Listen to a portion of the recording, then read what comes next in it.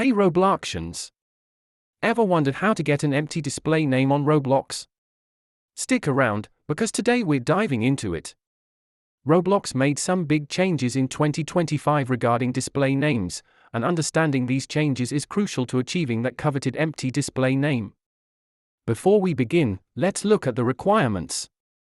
You'll need your Roblox account, a bit of patience, and the right steps to follow.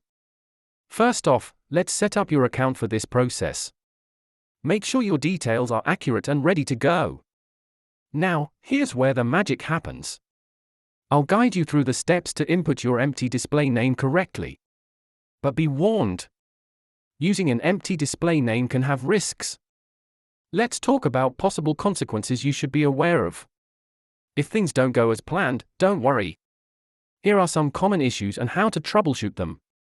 But don't just take my word for it. Here are some success stories from players just like you who have achieved their empty display names.